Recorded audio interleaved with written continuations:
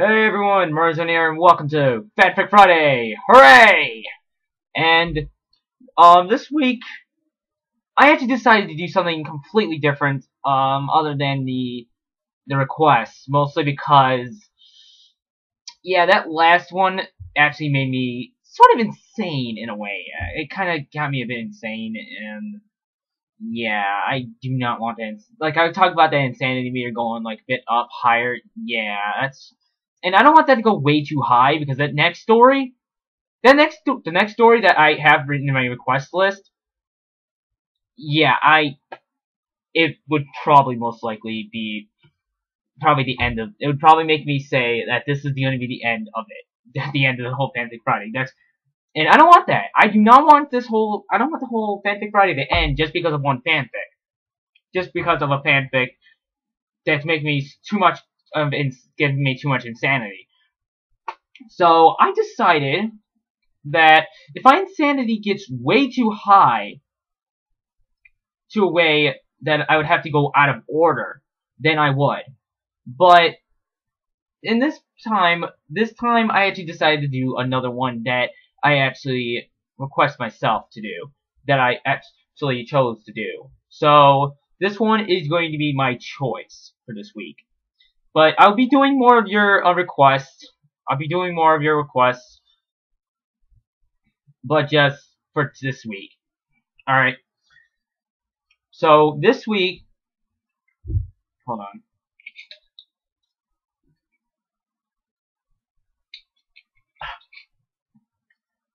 Okay, so this week, what we have is pretty much, I believe, was one of my first ever fanfics I've ever read. The first ever fanfics, like one of the first ever fanfics I've ever read. And the story is called My Little Dashie. Yeah, in case you guys don't know what My Little Dashie is, I don't know how to explain it, but I'm trying to explain it without actually spoiling the story, which means I'm not gonna do that. I'm not gonna spoil it. I'm not gonna say anything about it. But in case you guys do know what that story is, yeah, it was. At first, I didn't really know how to react because I actually thought it was actually a pretty sad story at the end. But I don't know. But she'll be along. She'll be playing along in the story. Stupid pop-up as usual. But she will be playing along. She'll be playing along, making me very happy. She is very much involved in the story. Well, because it's My Little Dashie. I mean, what else would you think? I mean, really. But yeah, this has been written by Rob Cakeran, 53. He also has DeviantArt, so you can go on that. I think that's probably where the story also comes from. But it's also based on a comic, apparently. But I don't want to go into much detail on that. So, yeah. But yeah, this was actually one of my first ever fanfics I've ever read in my entire life. So, yeah. So, let's start. So this is My Little Dashie. I live my life, one day at a time. A good portion of those days are uneventful, always falling in the same routine. I wake up, walk to work, go home, then bum around until I go to bed. Sometimes I'll hang with my new friends, while other times I just play video games or watch My Little Pony Friendship is Magic. Every so often, if something new and interesting happens, I meet an old friend, I find $1 on the ground, or I get chased by a stray dog. Living in a dying city isn't very fun or interesting. This city was once full of life and color, but now most of the houses are sagging. The businesses sit empty and abandoned, and several open fields lay barren of the once great factories that helped drive the economy. I've never seen this city during those times in person, but I've seen pictures. My mother and father lived happily, and they could only wish the same for me growing up. Sadly, I cannot say it. I have achieved that wish of theirs. I've fallen into the same dull routine. Wake, work, sleep, repeat. I do have some moments of bliss, but the daily struggles I go through outweigh the small moments of joy I have. My Little Pony has helped, in, but it's still just another thing to give my hopes up on. Every time I see the show, or one of the ponies on the fan site, I recoil a bit at the bright colors, the joyful faces of the ponies, and the peaceful scenery of the world. It's so hard to look at that beautiful world, having it so close to my grasp. I reach out to touch its warm colors and bright, smiling faces of the ponies, only to be stopped by my computer screen. I snap back into reality. It gets to that point where I will simply shut down my computer and walk away. I do that a lot, especially after my parents' death. I go for a walk. When I feel sad, I walk. When I feel tired, I walk. When I feel like walking, I walk. Walking has become my second life in a sense. I spend at least half my day outside along the crumbling sidewalks of decaying suburbs. I've seen people come and go. I've seen buildings torn down, burned up, or have so much graffiti on its walls that in its original color is unrecognizable. I very rarely pass many other people on my strolls. Most people don't like to look at their once beautiful city, their homes, or former businesses. I don't blame them. In fact, I envy them. They saw this place with their own two eyes, seeing the buildings still standing tall and proud, their lawns freshly cut, the paved roads, and sidewalks still intact. The only thing that I've ever seen that even comes close is my mother's paintings. Each of them colorful scenes of this concrete world. She started painting once everything crumbled beneath her feet, making the sad scenery before her look beautiful. Her masterpiece is of an open field that yielded a parking garage. Over it she drew an amazing rainbow. My favorite picture. I guess that is part of why I like Rainbow Dash the most out of all of the other ponies. Her colors, the amazing sonic rainbow, and all remind me of that picture. There have been times I've wished I had my own Rainbow Dash, or more realistically, a plushie of her to curl up in bed with. I've made an old Simba into a temporary replacement until I'm able to save enough money for one. It helps in a way, like holding it close will heal my wounds, my pain, my sorrow. My feet, after countless hours of walking in my old shoes, pulsate under the sheet and all the while I'll hold that stuffed animal harder than a mother protecting her child. It's the only thing I can look at and feel true joy, even if it isn't physically the Rainbow Dash I want.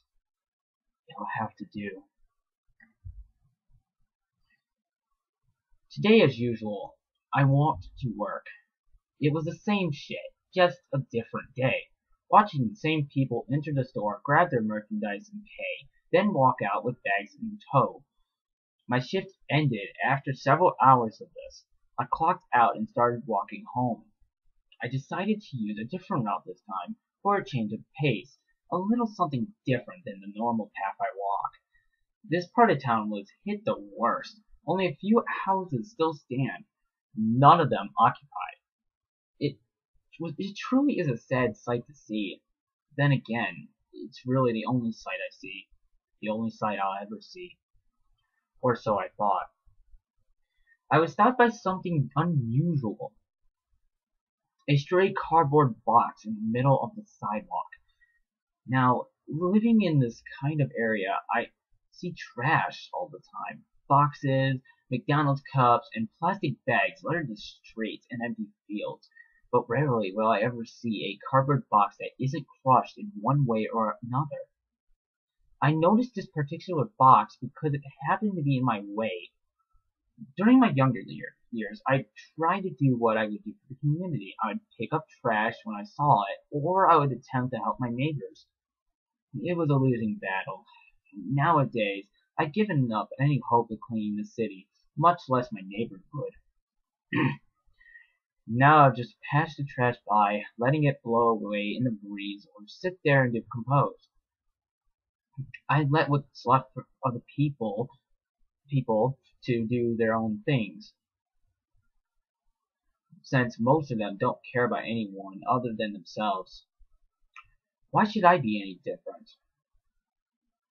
I walked past the box, barely giving it a glance. Nothing about it caught my attention right away. I continued on, my home not far away now. Upon arriving, I sat down and played some games, pretending to push the box out of my mind. I had little luck, as the box somehow managed to push its way back in. Time crept on by, and soon I found myself wanting to go for another walk. I left the house and started down my usual route and I stopped. What was it about that box that made it stick out of my mind? I turned around, starting down the path I had taken out to get home.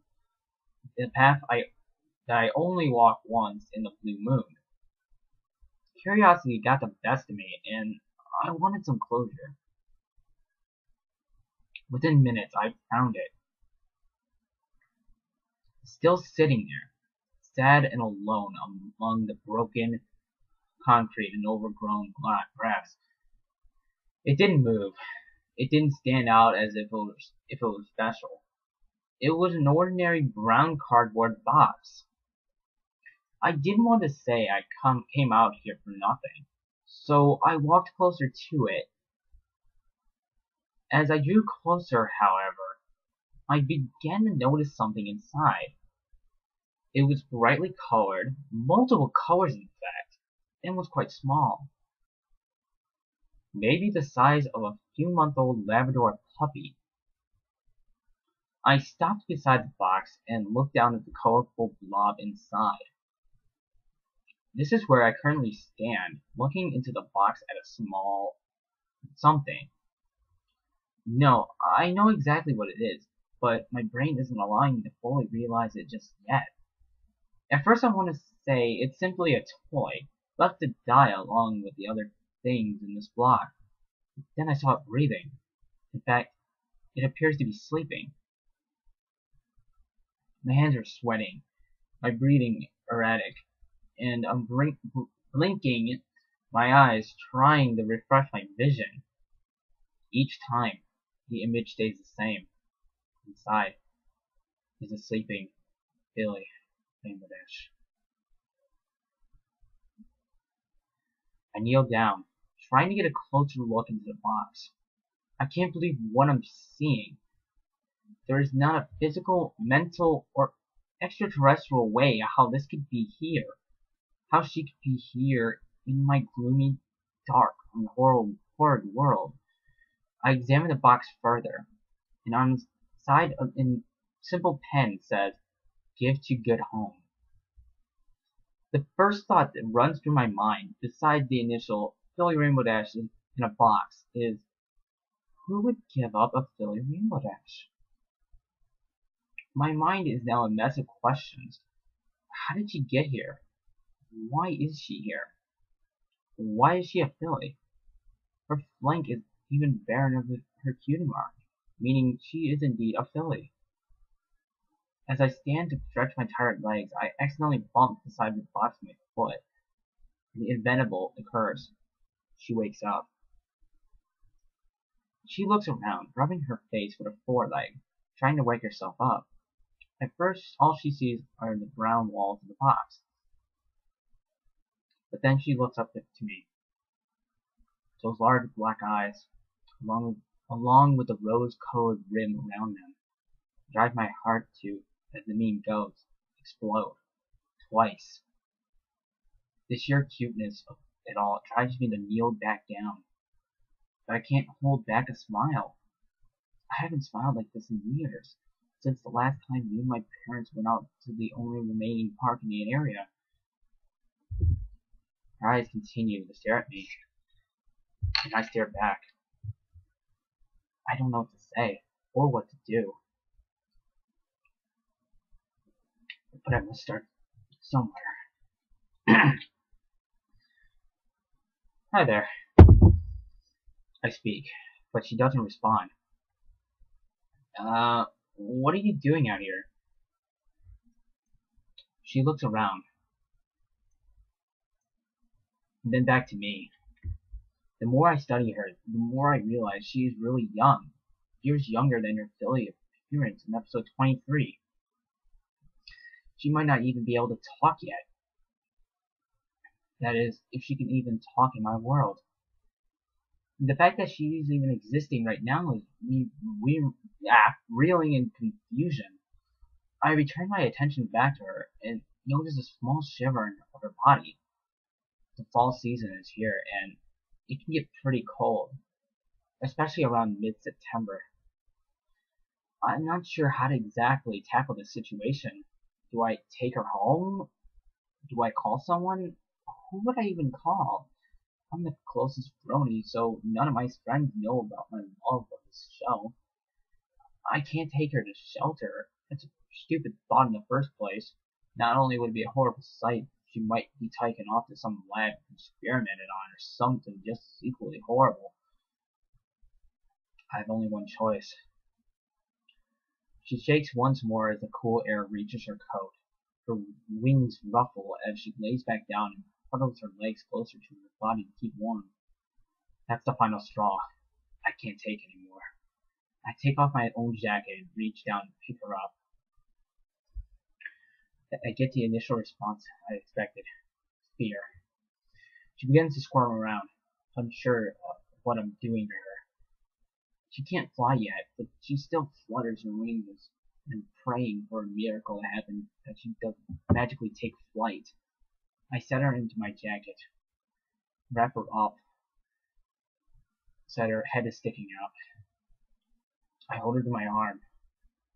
She continues to squirm, but then my body heat begins to finally seep through the thin jacket as she settles down. It's alright. Let's get you somewhere warm, huh? I smile again at her. She looks up to me with much confusion in her eyes. She tries to process what is happening. Don't worry. I'm not gonna hurt you. It's getting late, and you'll freeze out here. I think she understands me, for after I say these words, her eyes return to their normal size, and she snuggles herself more comfortably inside my jacket. She squirms a little, trying to get into a more comfortable position. I can feel her hooves and wings poking me as she shifts. Then, to top it off, she rests her chin on my arm and lets out a deep sigh. Closing her eyes, drifts off to sleep. My heart explodes for a third time. The entire walk back, I keep an eye out for the other people who pass by me. I don't want anyone else to see her. I have no way of knowing how they would react. As usual, though, I don't see a single person. It's midnight by the time I get home, fortunately for us both. I had turned on my porch light, otherwise I would have passed it. Being one of the few occupied homes on the block meant a lot of darkness. Excuse me. The city even stopped running power to streetlights, so that made it all the more difficult. I glanced down at the filly, who continued to sleep in the jacket as I carried her. She was no longer shivering, and felt quite warm. I walked up to my porch, careful not to make too much noise as I picked my keys out. I locked the two dead bolts, the master lock, and finally the door knob, and opened my door. It is dark inside, due to me leaving while it was still light out. With a flick of a switch, a single bulb in the hallway comes to life, shedding some light into the living room. Most of the furnishings are my parents'. Then again, so is the house. I became the owner of it after their passing, and have done what I can to keep it that way. Still with the pearly rainbow dash in my arm, I walked into the living room. As I passed my family portrait, I greet it with a "Hello, Mom. Hello, Dad." I know they aren't here, but knowing that they love me and that I love them helps me staying sane and to keep going in my miserable life. As I enter the living room, I can feel stirring in my arm. She had woken up, most likely when I turned on the light, and now getting antsy. With no idea what to do or how to tackle this situation, I set her down on the couch. Immediately, she jumps out of the jacket and looks around, already investigating her surroundings. I continue to watch her as she explores the couch, then continues to the coffee table. What are you doing here in my world? I didn't mean to ask that out loud, but it just sort of happens every now and then. Only seeing my few friends once in a great while, I find myself talking to, well, myself a lot. I don't own a pet, because that just means more money to dish out, and I'm already struggling as it is. For my question, the only response is another blank look on her face. That tells me she has no clue either. Then again, what else would I expect from a filly that can't even talk yet? Are you lost? The moment the words left my mouth, her ears fell and she looked to the ground. Oh. The realization strikes that she has no clue what's going on, where she is, or who I am, or anything else. She's beyond the word lost. She is misplaced. Well, until something happens, I guess you can stay with me. I see how she lifts her head up, ears starting to erect once again, and looks at me with worry. My words don't sound that encouraging, so I throw a smile at it as I speak. Don't worry. I'm sure whatever brought you here will fix itself in time. We just gotta wait. Is that alright? I'm not sure why I asked that, but it seems to do the trick. Her ears perk right up and she smiles. The next few hours were spent giving her the grand tour of my house.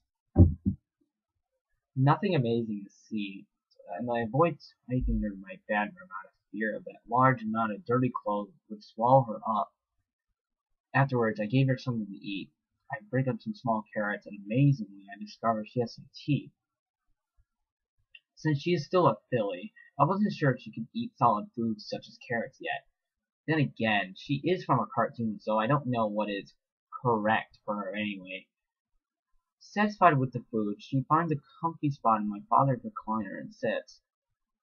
I don't mind. It's not like I sit in it. I was never allowed to when he was alive, so why would that change even after his passing? It's his chair, but I'm not gonna be mean to the filly for not knowing that. So I'll let her sit there where she is most comfortable. I also give her a small blanket to wrap herself in. She's my house's current temperature. It's not as cold as it is outside, but my furnace has problems since before my parents' passing. There was a trick to fixing it, but that died along with my father. I must have fallen asleep at some point. I honestly expected myself to be wide awake due to such an interesting event. But after the long hour or so at work and staying up to take care of Dash, my body had other plans. I'm not sure how long I was out before I awoke, but it didn't matter. As I close my eyes, I feel something against my side. I look, and sleeping beside me is the small silent filly, her rainbow mane and tail still, her head resting on the inside of my elbow. I know the moon gets old, but I must say it. My heart exploded again. Laying there, sleeping in her beside me, head and smiling ear to ear. Her gentle breath, barely heard. The hairs on her mane tickle my arm, but I hold back any movement to itch. The warmth of her body against my stomach warms my already weak heart. Though a few months isn't a long time, it's how long I've wanted a moment like this. My own little pony, the Rainbow Dash plushie to sleep with and hold tight, and now I have a real Rainbow Dash, a filly, sleeping at my side, content as though she's known me since birth. Right now, there is nothing else that matters to me. My despair, my sore feet, a painful part, all go unnoticed as nothing else can come remotely as close to the feeling as I have right now. This joy I am experiencing at this moment, as I lay awake on my couch, she's here. She's real, right now. She's my little pony. She is my little Dashie. It had been only 4 months since I brought the young Rainbow Dash to my house. I've done what little research I could on the matter, but I've come to no conclusions. I have no idea why she's here.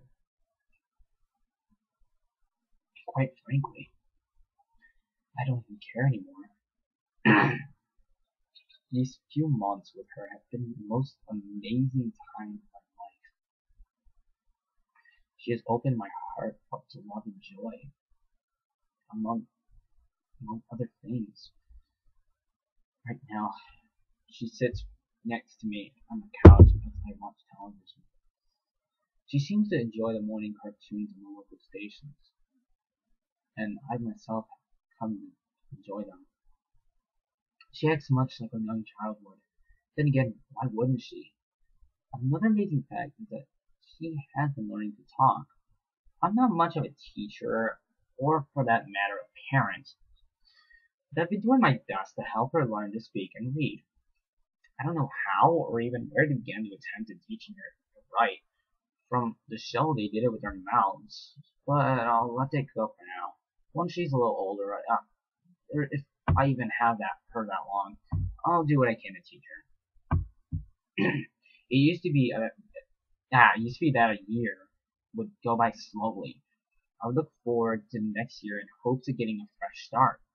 Now though, I feel as this year went by a little too quickly for me. I decided, since I have no knowledge of her actual birthday, to make the day I found her birthday, September the 17th. Oddly enough, that's the very same date that the second season of My Little Pony Friendship and Magic aired last year. I quit watching the show after Dashie came to my life. There was no reason for me to continue, and honestly, I don't have much time for myself anymore. It'd be hard to hide me watching the show, even harder to explain the situation if she were to ever see it, especially at her current age. She knew her name was Rainbow Dash, but I've come to calling her Pinky's pet name of Dashie, and she has no problem with it. She can fully communicate with me now, as well as read English. She's even starting to learn how to write with, you guessed it, her mouth. I want to get some light in here. I don't want it to be too dark. I try to invent some devices for her so she can write, but it seems writing with her mouth is more natural than moving her hoop around. One thing now troubles me with her. Every day she sits at a window looking outside. I'm not worried about her being seen by passerbys. I'm on a dead-end street, so that's the least of my worries. Still, though, she doesn't say anything to me yet, and I can see the hunger for fresh air in her eyes. I can't keep her in here her entire life. Huh, I keep talking like she's going to be here forever. That isn't true. One day, someday, she'll return home. Whether it be a simple poof and she's gone, or through some magical spell and Twilight shows up and takes her home to fix everything. In my heart, I hope that never happens. In my head, I know it will. It's just a matter of when. I do hope to get her outside soon. I've been checking out for some some of the abandoned lots and former parks on my walks to and from work, seeing where the best location would be to take her. Oddly enough, it seemed the park I had played with growing up was the best option. That should be it then. I shall take her to the park. How will I get her there? She's still relatively small, and so she can't be hidden. So she can be hidden inside a jacket or something. Tomorrow's supposed to be a nice day anyway. She did it. After 2 years in my care, having absolutely no knowledge of flight myself, I helped her learn to fly. She's gotten quite big in only a couple years, and it was getting hard to hide her when we walked to the park. So I got so desperate to keep her hidden. I brought a dog costume for her to put on, so she could walk there unnoticed. She was not happy, so I got some books from the library and read up on teaching birds to fly. I would have looked on the internet, but I feared she would have become curious of it herself. There are a lot of horrors on the internet, and she's not ready for it.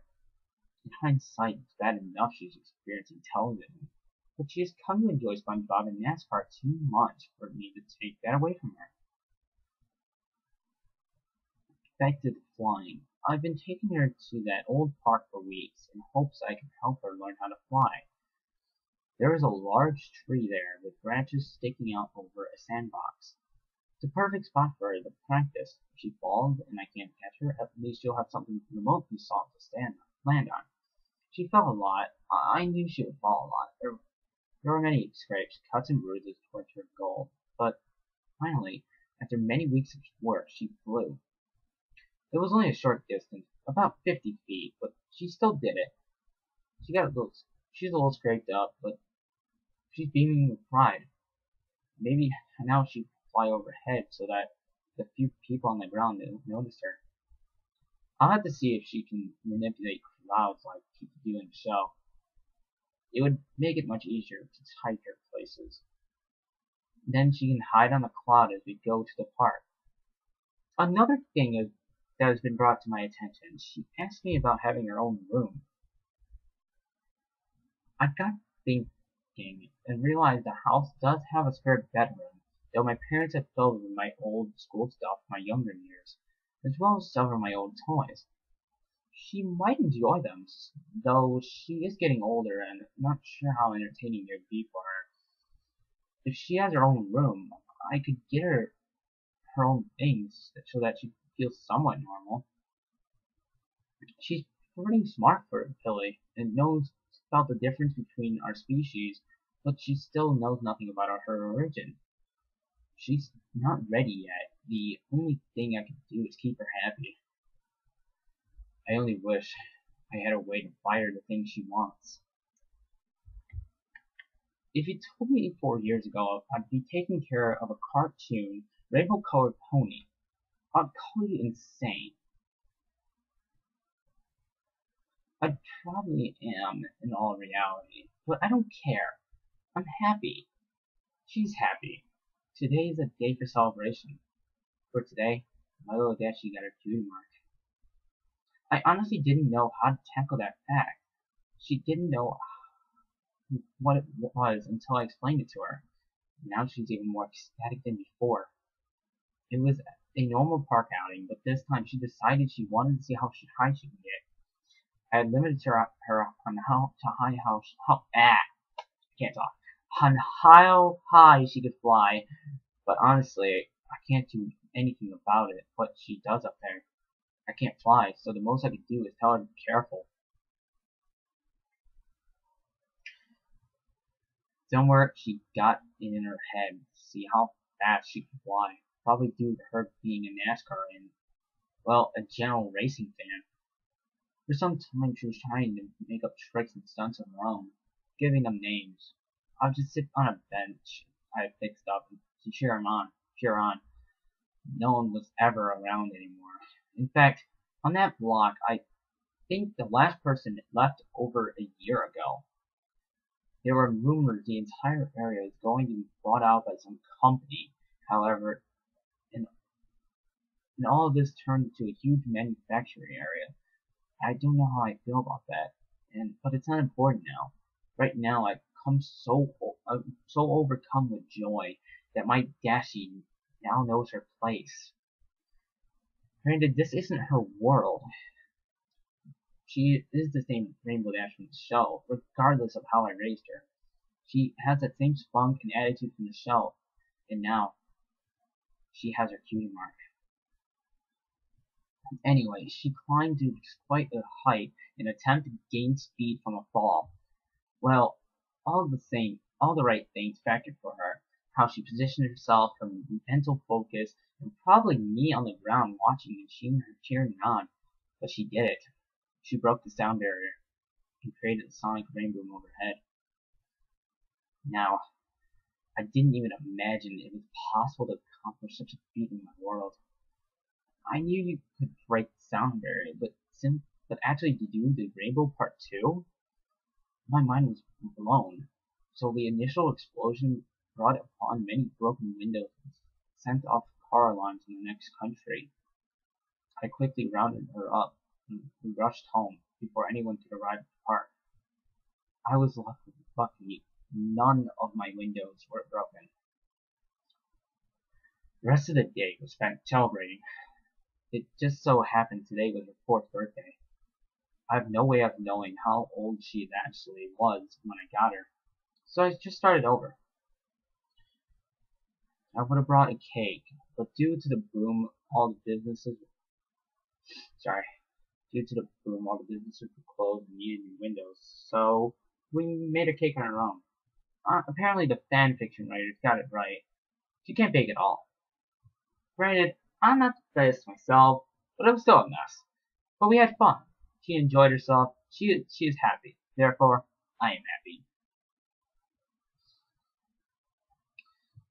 Though that was her highlight of the day, mine was just moments ago. She has now become accustomed to sleeping in her own bedroom versus with me on the couch. I actually stopped sleeping in my room and kept her company in the living room up until recently. Now I can sleep in my own bed once more, but I keep my door unlocked, so if she needs me, she can get me. I had just tucked her in bed and told her goodnight when she said it. Good night, Daddy. I love you. I haven't been on the internet in, 3 years now?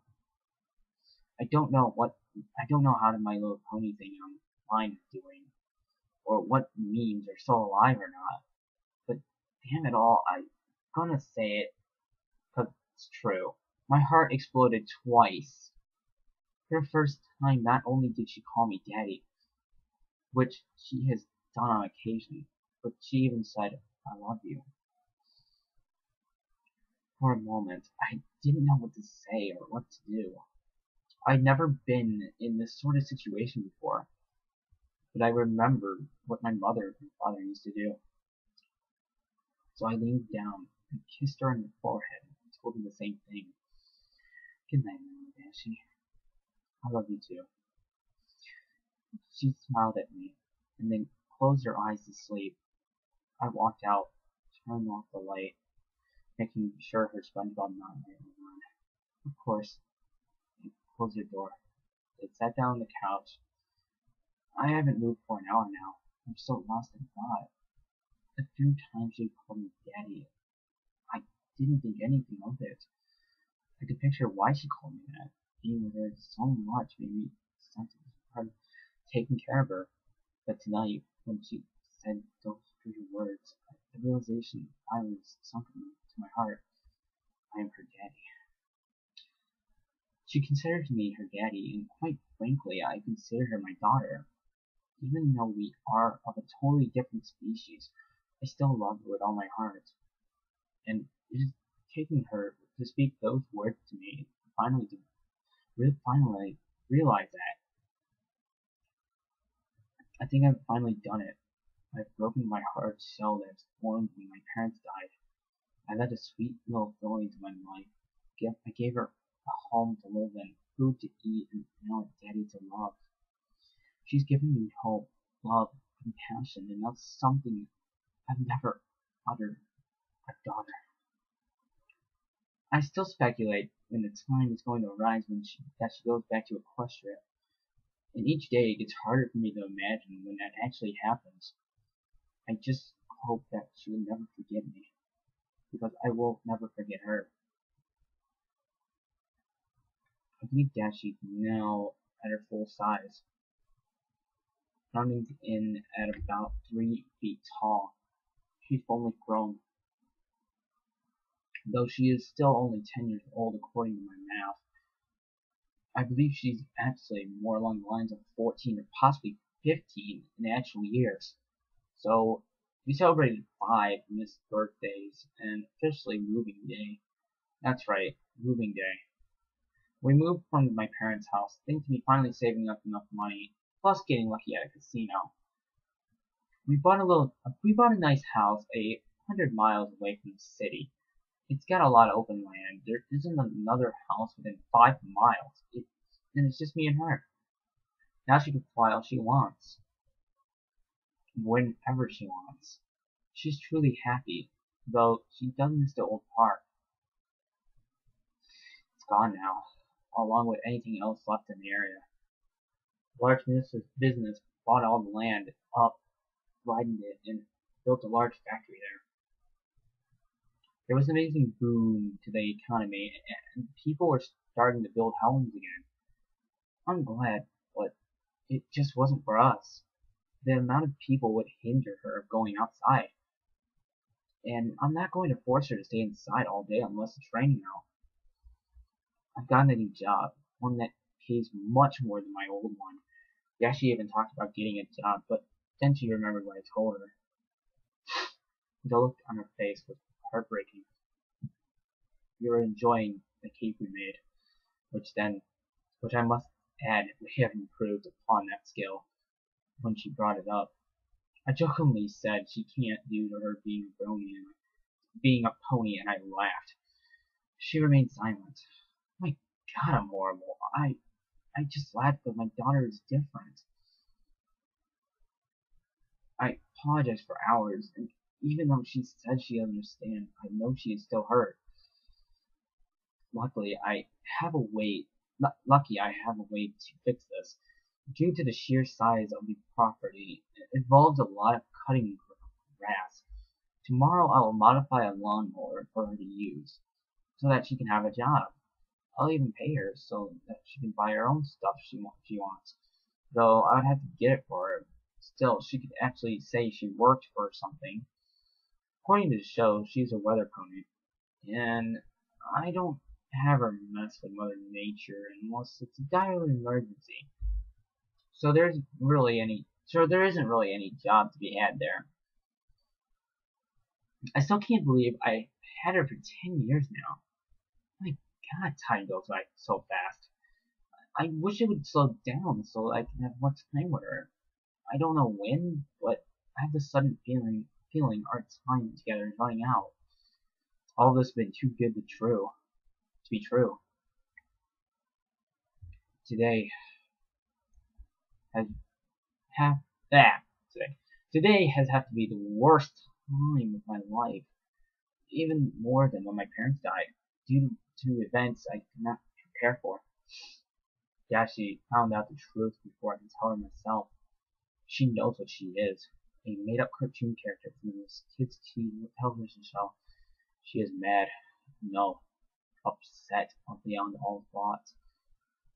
She has locked herself in her room, but I know my daughter. She didn't stay in there long. She opened the window and flew off, probably to a tree to sulk in her sorrow. I'm a monster. I should have told her sooner. I just wasn't sure when would be the right time. Now we're both suffering from my carelessness. I thought getting cable would be a good thing, giving her some shows to watch, but I didn't realize was that we got the hub station.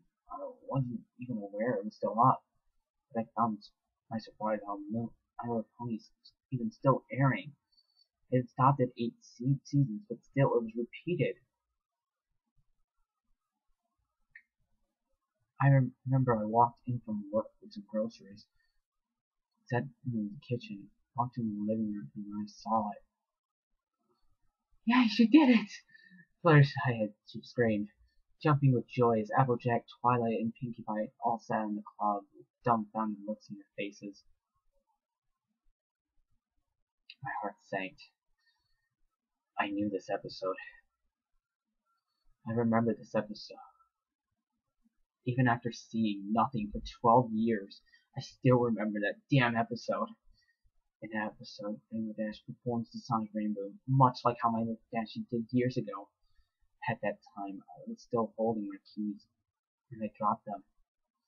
They clanged on the wood floor. If she didn't know I was home before, she knew now. How long? Dashie asked me. No emotion in her voice. How long have you known about this? Dashie tried to look at me. She had been crying, and her mane was in even worse shape than normal. How long have you known about this? I couldn't help it. A tear ran down my cheek and she yelled at me. This was the first time in all these years that she had ever raised her voice to me, and I deserved every bit of it. So I sat down, turned off the television, and told her everything. Told her about the show, about finding her, and answered any other questions she had for me. There were a lot. Most of them stemmed from the show, to which I simply told her what I truly believed, that though she is the Rainbow Dash from the show, that she herself is a different pony from the cartoon. I tried to explain it to her, but the bullheadedness took over as she continued to lash at me. I took it all. I deserved it all. I've been keeping a horrible secret from her for far too long. She is now a fully grown mare, capable of taking care of herself. If she were an equestrian here, I treat her still like she's my little boy. It's been wrong with me, but I couldn't help it. I didn't want this to ever happen. I knew it would. I should have done what was right, but I didn't. It was only a matter of time before she drowned out, and she knew she was different. After our argument, she flew upstairs into the bedroom, slamming her door shut. I checked her in, and about an hour later, no response told me she had flown off. I can only hope that she comes back. Or at least if she doesn't, she stays away from any other people. Anything, I hope some sort of portal opens up and she moves back to our world and never has to think of me again. All I can say to her is that I'm sorry. So sorry. It's been 3 days since Dashie left. The night of her departure, I did something I hadn't done in a long time. I went for a walk. I wasn't sure where I was going, or how long I walked, but that's what I did. I walked. Now, 3 days later, I'm finding myself out here walking once again. I've been out for roughly 3 hours, and though it is only 5 in the afternoon, it has grown dark. The storm is brewing, and soon I'll be getting hit by the brunt of it. I turn around and begin my walk home, though I don't rush. My energy these past few days have been non-existent, as I've barely eaten anything more than some toast. I feel so lost as though I walked through the woods that surround my house. No, our home. It is as much hers as mine, and nothing will change that. The rain has begun, but I do not look at my pace. I just walk, much like I've done so long ago. The distant memories of all my pain and sorrow before Dashie began to seep back into my mind. I have had these thoughts in years. The parts of water on the tree leaves help people distracted. It's a peaceful sound, one you would never hear in the city.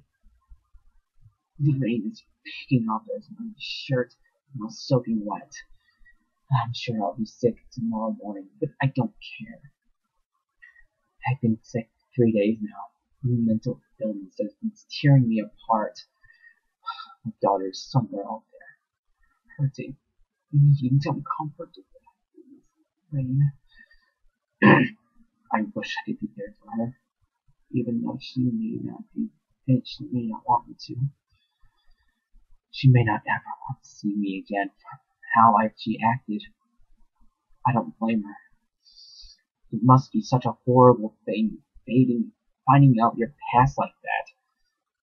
I can't even imagine what it'd be like. I know Dashie is a strong mare, and she can pull through. But I know how she holds a grudge at times. I'm not sure that even if she did come back, she would ever forgive me. More importantly, if I could even forgive myself. It's not pouring out here. The tree canopies are barely holding back the torrential rain as I hammered by the water droplets. I stopped to look around and find my bearings to return home. I'm not lost. Most of this area is easy to traverse once you get used to it. It's just I'm also looking for Dashie as I walk. It's the reason why I'm walking in the first place. I press on, keeping a steady pace through this rain. Suddenly, I spy a large, thick tree. Its stature sticks out amongst the rest. And from looking at the barely wet grass underneath, I can tell its many branches are holding back even this hard rain. I need to take a break, so I walk under the tree and sit down. The grass is barely wet, with only a few small droplets making their ways down. This is the kind of tree I would imagine Dashie would hide under this rain. I wish it to be true, but I saw no sign of her as I approached.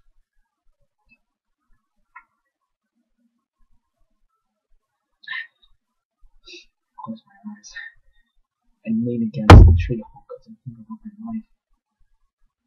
Our life, together as mother and daughter. We have grown so much as a family, and I've been fortunate enough to have very few fights.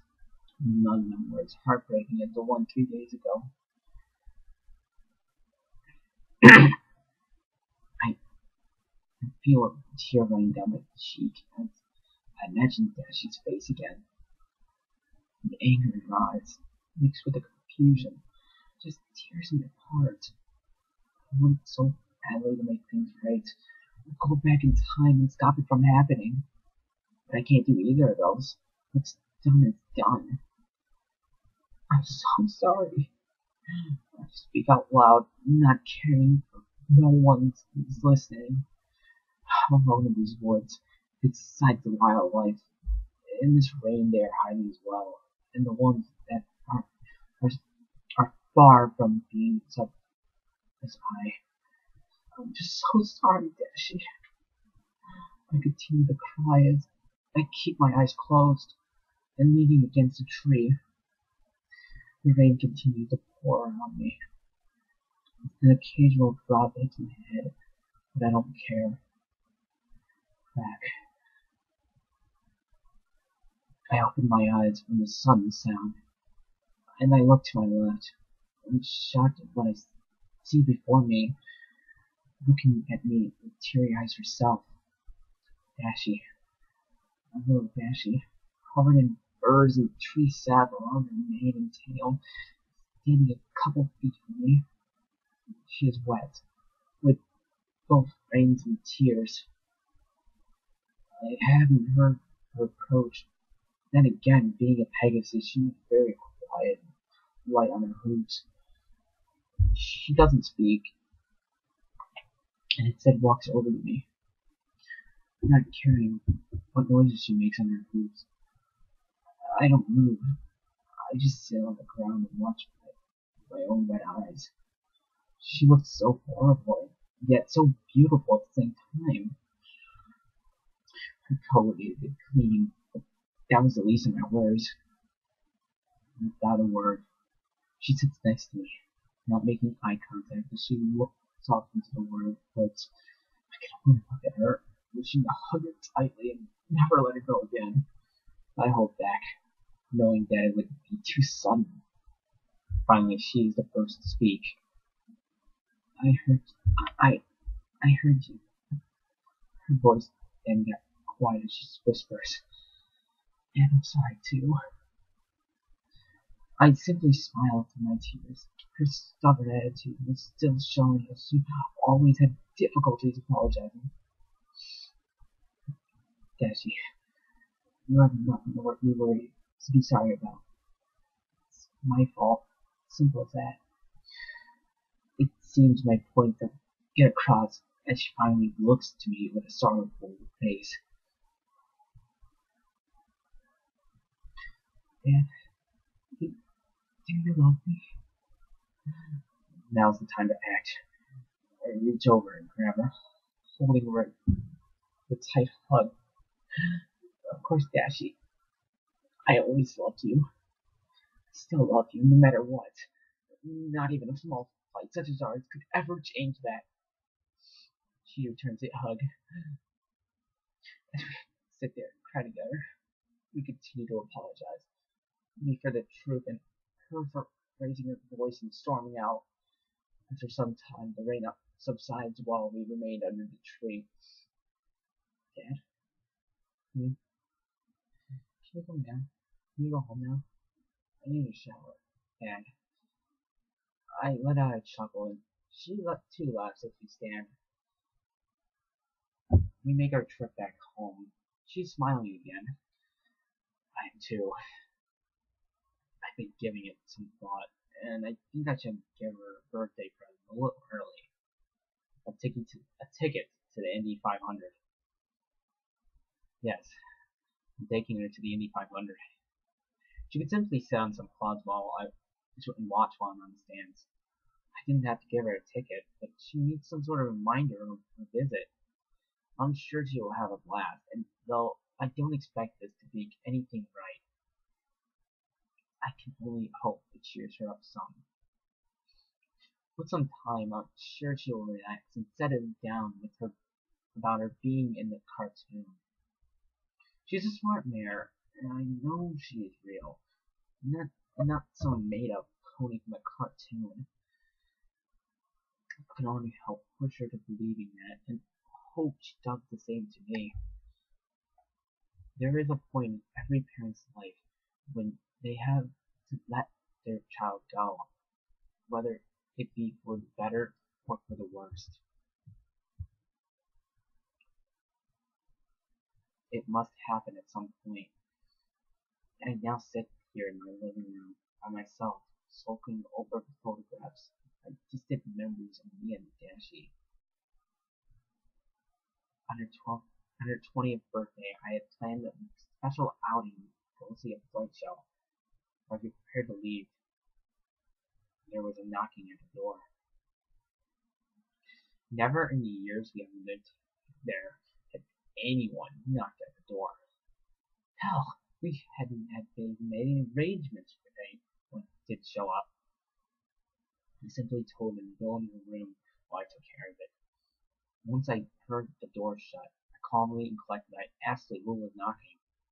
Expecting some stranger possibly lost on his or her travels, a female voice spoke in such an elegant yet attention-grabbing tone I felt myself listening to her with the uttermost attention. She asked if I may come in. If she may come in.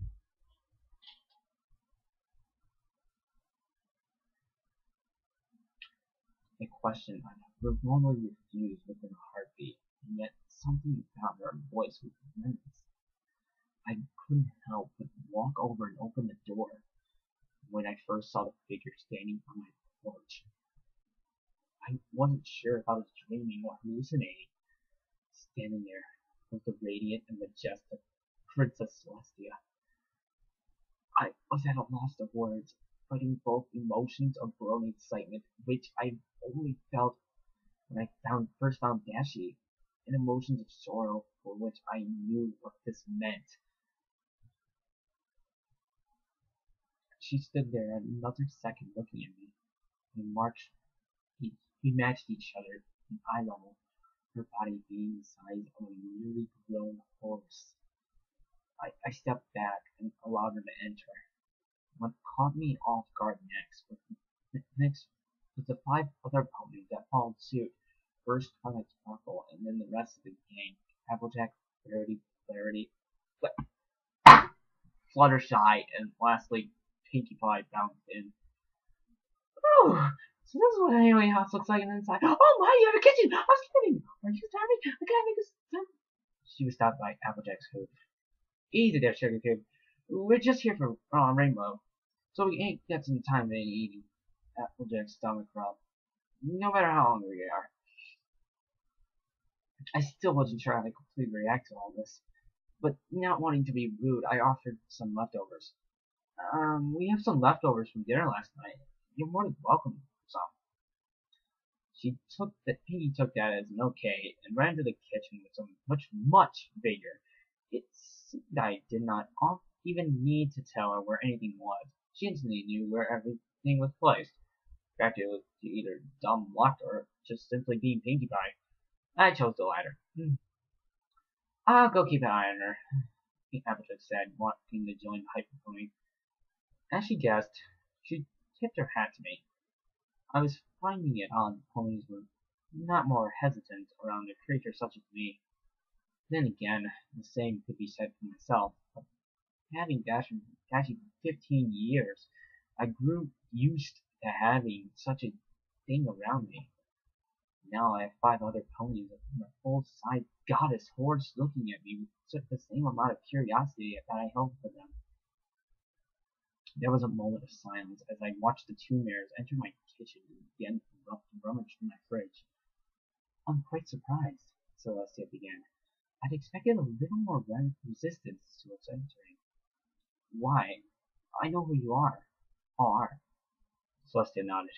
Ah, so you do know that you are fictional characters from a children's TV show? Then yes, obvious. Otherwise, why are you all here? I have no clue. Last part I lied, hoping to keep my mind at ease. I knew the reason, but I wanted to ignore it. Oh, I think you do know. My heart fell into the pits of my stomach. I did know it. She was straight to the point about it. During all these years, I anticipated this moment. The time drug. Apparently, this drug. This time drug on that thought slowly dispelled until it was nothing more than a minor nip in my mind. That's when it always happens. You know, when everything is finally perfect and you don't have to worry anymore. Excuse me, sir. Spotlight again. But from what we can figure out that Rainbow Dash should be here. Is she? I looked at the paper mirror. I wanted to tell her no, but I knew it was fruitless. She's upstairs in her room. In her room? Already asked, surprised. Yes, Dashie's is in the room. I wasn't sure who would be knocking and didn't want her to be spotted. Dashie, my, that friendly with her already? Verity continued. I wanted to punch that pony so hard right then. How she responded insulted me.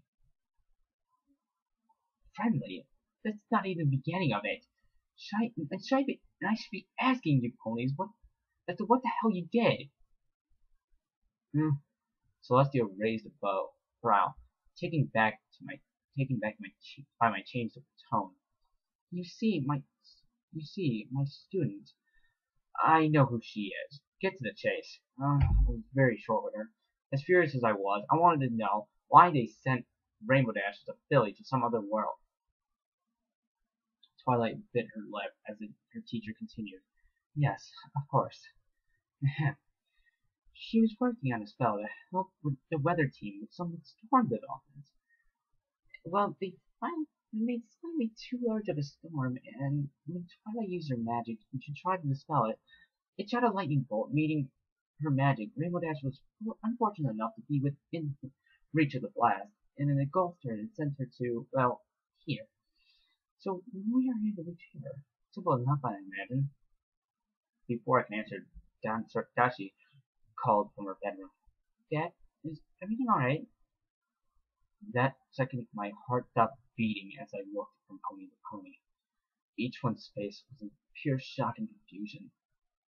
They recognized the voice of their Rainbow Dash, but she said, Dad. Excuse me, Sugar Cube. Applejack started, returning from the kitchen. Did I just hear Sugar Rainbow Crab call me?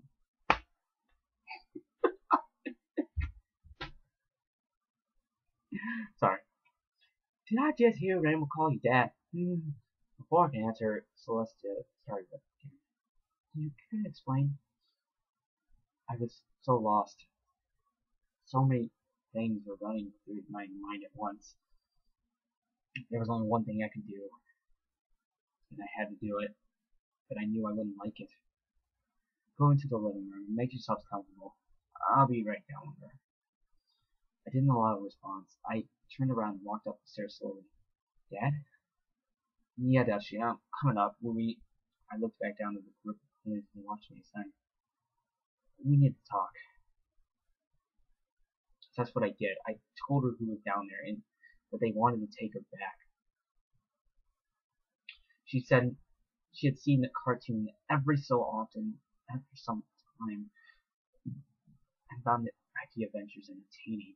She had given up any thought that the Rainbow Dash in the show was her and only viewed it as another cartoon.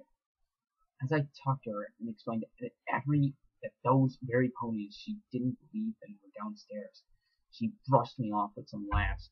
She didn't believe me, and I thought I was playing a joke at her, so I took her down to the living room. Dashie! Piggy shouted, jumping onto her giant friend. Dashie was quick to shove the pink pony off. Hey, get away from me! She was taken back by the sudden amount of ponies spilling on her living room. They all looked to her with worried expressions as to why she shoved her closest friend away. Pinky's candy mane went straight as she looked in confusion. You don't recognize me, do you? No, or any of you. It hurt me in so many ways. I knew these were her friends, but so many things have happened differently that she didn't know the truth fully, neither did they. So I had to explain to them. I started. Dashie, take a seat, please, so I can talk to them. She did just that in her recliner. The entire time she looked at all those ponies who occupied the couches and the center rug in front of the fireplace. It was time, but first I had to start with a question. How long ago was she sent over here? The question caught them off guard, but Twilight cleared her throat as she spoke. About 15 days ago. Why? I was speechless. 15 days ago? Shit, she's been with me for 15 years. That means a day in their world means a year here. Well, I continue. It's been a lot more time than that here. How long? Twilight asked. 15 years. All the ponies besides Celestia had their mouths agape. That don't explain why she don't know us, Jack said. Well, that's the thing. When I found her, she was a filly. Come again? From my math, I think she was no older than 4 or 5 years old. Now Celestia looked surprised. Do you mean to tell us that you've been taking care of a Rainbow Dash for 15 years? Since she was a small filly? She asked. I simply nodded and looked over to Dashie who wore an expressionless look on her face. She had started, but I couldn't hold back any tears any longer. I know it's not true. I wish it was, but I understand. Dad now makes sense. Celestia cut me off, holding a stern look on her face. She was thinking, trying to piece together in her mind what had possibly happened. I chalked it up to magic of being unstable, possibly, but averted her an age. For a few moments it was quiet, besides the breathing of the 7 ponies and myself. Finally, it was Dashie who broke the silence. So, what's supposed to happen now? I looked to the princess, trying to read her face. No matter how good I've gotten at reading Dashie's face, Princess Celestia had the best poker face I've ever seen. I had no clue what she was thinking or feeling at this moment. Well, it's quite simple, Twilight. Like that. Well, it's quite simple, Twilight. Celestia looked to her pupil, who instantly perked up hearing her name. Do you still remember the memory spell from that Discord incident? Twilight simply nodded, and she stood from the couch and humped to the floor. I knew what was going on. Celestia had in mind. She wanted Twilight to either erase her memories and start from anew, or possibly, I hoped she just simply wanted to give Dashie her memories of her friendship from time in Ponyville. I wasn't sure what to do. I felt it was right. I knew it was right. It needed to be done. I had been telling myself for 15 years as I waited for this moment. There was something I needed to say before it happened. These ponies were going to take my Dashie away, and I had some words to speak before it could happen. No, wait, please, I started. Twilight stopped and looked to the sun goddess. Just give me a moment with her, please. All I ask, since this is going to be the last time we'll see each other. I'd given up holding back my tears. At this point, I was openly crying. The pony could tell I was hurting. Dashie didn't look to be faring too well either. So figuring it wasn't good to prolong the eventful. I looked over at the chair Dashie sat in. I knelt down to meet her eye level as I spoke. Dashie, oh Dashie, I love you all my heart. You've done wonders to open me from the man I once was. You had to pause a moment, settle down. You have brought me so much joy in my life that I couldn't possibly ever thank you for. At this point, Dashie too began to cry. That only made it worse for me. These 15 years of love had together, talking, playing, flying, although have been too special for me. I just want you to know that I'll forever love you. It doesn't matter if we're biologically related or of different worlds. I don't care what you may think of me, or if you ever even remember me. But right now, you're being my Dashie. I want you. I poked her on the chest to physically show I was talking to her. To know that fact. If there was ever a problem that happens, and you need me, don't hesitate to find a way to get me, okay? I tried to laugh, hesitant as part of this joke. It worked, only slightly, as we both continued to cry. I could also hear some sniffling from behind me. I could only picture Pinkie by crying so much when she had in the second episode in season 1 after Luna and Celestia united. Do I have to go, Daddy? It's been a few years since she actually called me Daddy. Most of the time, simply Dad or Pop. It felt good knowing she still cared for me enough to call me Daddy. It's like the first time she said it to me so many years ago. I simply nodded my head as I stood up before I fully grasped my glance and balance. She jumped up into me and hugged me tight. I could feel her tears back of my neck as I returned the embrace. You're actually home, Dashie. You don't belong here. You need to go back to where you belong. I belong here with you. It hurts so much to say, but I keep her convinced that this was the right thing to do. No, you don't. You are limited here. Only being able to fly around the house.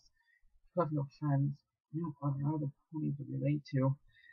I was only taking care of you until the time would come. I never thought it'd be this painful. It remained quiet for a few more minutes as we held each other tight. She didn't want to fight. She didn't fight back or want to resist what was happening, which told me she knew as well what must be done. I love you, Danny. And I love you too. I love Dashie. We separated as she lowered herself to the ground. At this point, all the other ponies, tears flowing. Even the goddess herself, she had seemed quite smug about knowing what had happened. The time difference was such, but it was evident that the age difference was a shock. She most likely had expected to find a 35-year-old Rainbow Dash, but instead found my 20-year-old Dashie. Twilight stepped closer to Rainbow Dash, sniffling once before her own horn glowed. I knew it was coming. But I knew it hurt so much, but I knew it was right. Because what had to happen for her, for her friends, and in a twisted way for me. Now I could know that she was actually going home. I would be around her friends. I could fly wherever and whenever she wanted to, without any limitations. She could enjoy friends' company once more. Wait, I looked from the floor to Dashie as she backed away from Twilight. Before I go, I want to get something. Before any pony or myself could protest, she flew up to her room. She was quick and returned with a shoebox in front of her front hooves. I wasn't sure if she would be allowed to take anything back with her, and half expected the princess to protest, but she remained quiet, allowing Dashie quickly write down something on a piece of paper and set it on the coffee table. She looked back at me, still crying, but with a smile on her face. I knew she had realized this is how it must end, and I knew that as well. The box, for my guessing, was probably her most cherished item she had kept if she had to leave. Though it hurt me thinking about it, I hoped she had a picture of us. Then again, I hoped not, for she would be forced to remember the world away. That would hurt just as much as anything else. I'm so sorry, Ramesh. I started. I honestly wish there was another thing we could do this. I wish I didn't have to do this, but I can't. And she started. Can't you come with me? The stuttering in her voice told me she was simply speaking her mind, not actually asking a question. Twilight shook her head, unable to keep eye contact with her friend as she cried before her. Rainbow Dash, Princess Lexi started. We cannot join you in our world, much like how you cannot stay with his. This was all never meant to be, and the world around us was not made to house you. And yet, Celestia looked at me, smiling, and yet then began to look around the living all the photos of us together, all their knickknacks and belongings strewn around the room. And yet, something beautiful happened here, something I cannot explain in full. When I realized you ended here up, when I realized when you ended up, I expected the worst. I figured you to be ruined, hated, and tarnished from the world's cruelty. But now I see it's quite the opposite. From here, this man that raised you showed you you were in good hooves, or hands, as it were. Dashie sniffed once, beginning to calm down Celestial words, and Celestia then returned to looking at me, still smiling.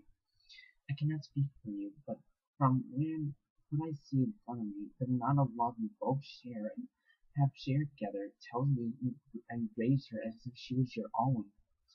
Even with the obvious differences, you still raise your own bias to Dashie or origins.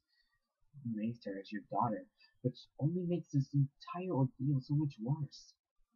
I observed her words, as well as the other ponies in the room. So I must say to you, dear sir, please do not hold Miss Dew accountable for this. It was never her, nor any pony else's attention that caused this much hurt to either of you. If you must blame some pony, I would ask you to blame me. I'm the one that helped them bring them here, to take Rainbow Dash back to her home, away from here. I just couldn't look at any of them. My heavy breathing breaking down with sobs. My mind was just going up and on her own. Thinking back at all the things Dashie and I did there, I took a deep breath as I spoke. Just how could I blame some pony for sending Rainbow Dash here? I sniffled, and cleared my throat as I continued. I nearly choked up as I searched for the words to express myself. These have been the best 15 years of my life, so if anything, I feel quite the opposite. I wish to thank you, Twilight, and the rest of you. Thank you for what you did, though not intentional. Thank you for all that came out of this. And finally, thank you for all my years, my love with Dashie. I'm trying to smile, Twilight, please not.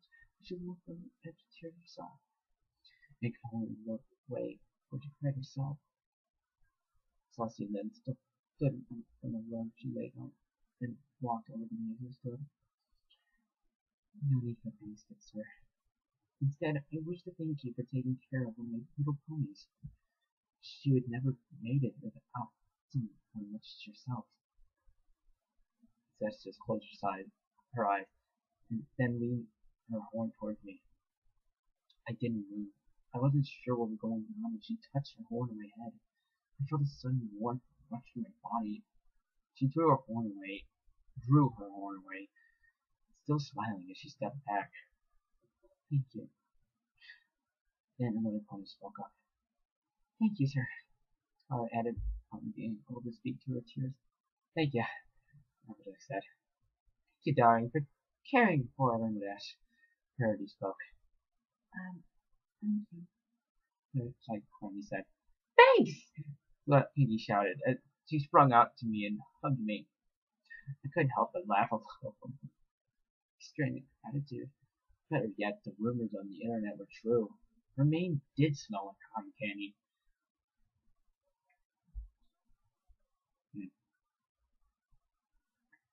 I remained silent as I nodded, then looked back to Dashie, who also wore a smile on her face. All the ponies all returned to Dashie and twilight horns began to glow once more. Are you ready now, Rainbow? Twilight once again returned to Dashie and starting her magic. She simply nodded as she closed her eyes and waited for the inevitable. It seemed time slowed down as Twilight's horn approached Dashie's forehead. My mind began forcing random memories of us together. I can vividly remember the splashing of the bathtub from her bath times before she showered herself. I can still taste our many failed attempts at baking and cooking in general. I could smell the outdoors from the times at the park where she was able to spread her wings. There were so many memories that I simply had to shut off my brain so that I could keep myself focused on Dashie. A single tear ran down her left cheek as I could see her eyes moving under her lids. Her mind was doing the same thing mine was, forcing her fondest memories all at once. This would be the last time we would ever see one another. Finally, Twilight's horn touched right past his forehead. There was a bright light, and when I see they were all gone. All the ponies had visibly here. Through my tears, I sighed in relief. It felt wrong, but it also felt right. She was now the Rainbow Dash that belonged in Ponyville, the normal one. I stood in the living room for several more minutes, just staring blankly at the empty floor that Dashie had been standing on just moments ago. But then I looked around the room and took notice of my surroundings. I noticed that things were different. Pictures that once held images of me and Dashie no longer hung from the walls. Many of the random personal items were scattered around the living room gone as well. I was confused, so I ran up to the bedroom and looked. When I opened the door, I saw instead of her NASCAR and air show posters fixed up with her bed and furnishings was a simple office. A cheap desk with a computer on it and an ugly-looking plotted plant. It took me some time to digest what I was experiencing before I realized what must have happened. It made sense, but it still stung me in my chest. To make sure nothing happened between the worlds, Celestia must have removed my very existence of Dashie ever being here, being with me. 15 years all down the drain as her existence was wiped from the planet. I felt as though all these years were for naught, wasted, as I wouldn't be able to remember her. And yet my memory still lingered of her. I can remember everything as if it were still as vivid as when they happened. Then the thought clicked. She did something with her magic, and she touched me with her horn. Did she protect my memory so that I would remember her? Had she done the same for Dashie? I walked back downstairs and into the living room while I thought. On the coffee table sat a book. I recognized it. It was my photo album. I sat down on my couch, opened it up on the first page. There, my mother and father would be shortly after I was born. I continued to flip through them, looking at my own past. There was a gap after my parents died, but to keep my mother's dream going, I picked it back up, making false pictures of happy times, enjoying my life to stick to her book of memories. Then I opened up a piece of paper and picked it up, and immediately recognized the handwriting, or more correct, mouth writing. I speculated this was what she had written down before she left. Dad, for 15 years she took care of me. For 15 years she loved me, played with me, and made sure I enjoyed my life in a world not meant to house me. I'm not a mirror of many worlds. Even though I told you this in person, I thought you needed a written version of it, so you know this is all real. I love you, Daddy. You helped shape me into the mayor I am now. I'm not sure what is going to happen, if I remember any of this or not, but I want you to know what you did that you did a darn good job of raising me. Even if I was a bit stubborn at times and short with you daring others. With Celestia's permission, I hope to allow you to keep our photos, our memories, with you, so that you never forget. Again, I love you, and thank you.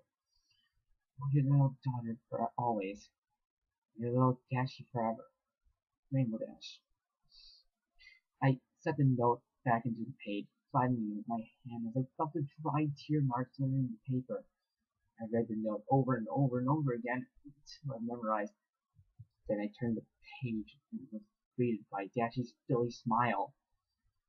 So now I sit here, looking through my photo album of our time together, her first back, her first words, her first drawing, even her first green feather, all in this book of memories. Everything else in the house is gone, but what I put into this book still remains. I don't dare ever change this either, but I would continue to add into it to show that those years were with her helped not only shape herself, but help shape me as well. I am a new man from what I was 15 years ago, changed, given another chance by a sheer miracle of fortunate events that transpired from somewhere I can't even speculate.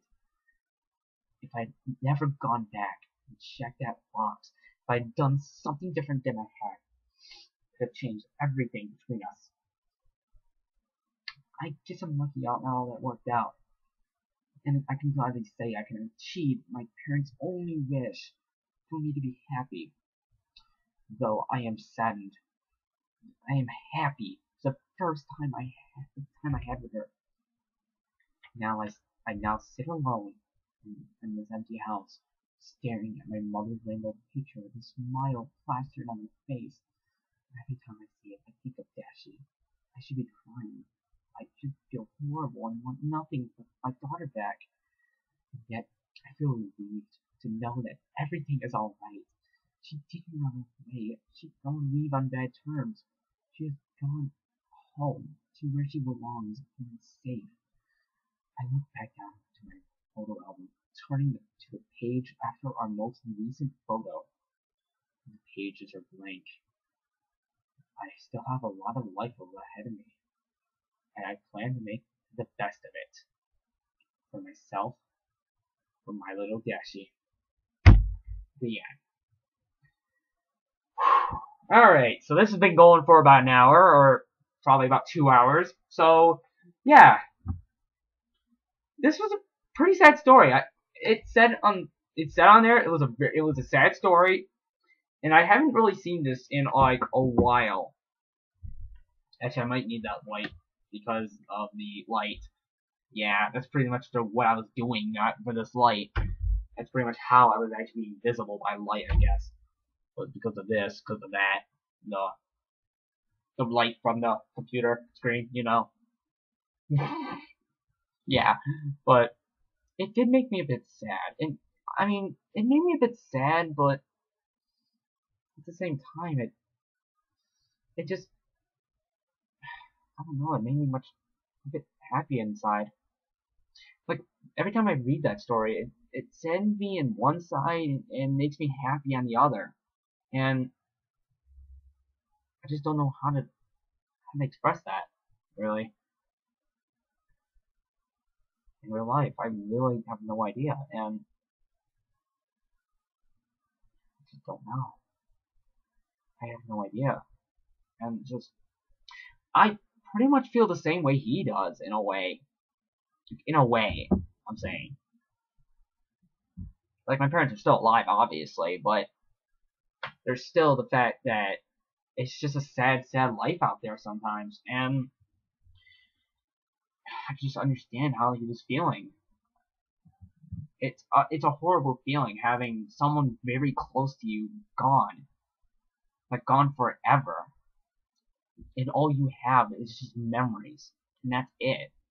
All you have are memories, and you can never get them back. You can never, and you just can never relive those memories. You just can't. I can understand that. I can really understand how he was feeling.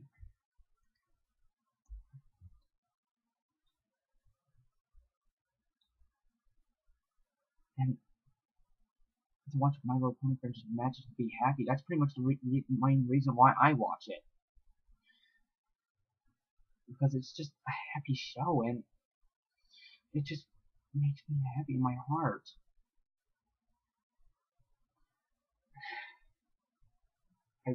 I can understand how he was feeling. And that's pretty much the reason. So, yeah. So yeah, this has been My Little Dashie. I guess you get a 2-hour video from Fanfic Friday. Hooray. And if you guys like this, if you guys really, really enjoyed this, and you just really enjoy this, just put a like down below. And if you guys have any more fanfic requests, please put some down in the comments. Just put some down in the comments, please. And I've been Martin here, and see you guys in the next time.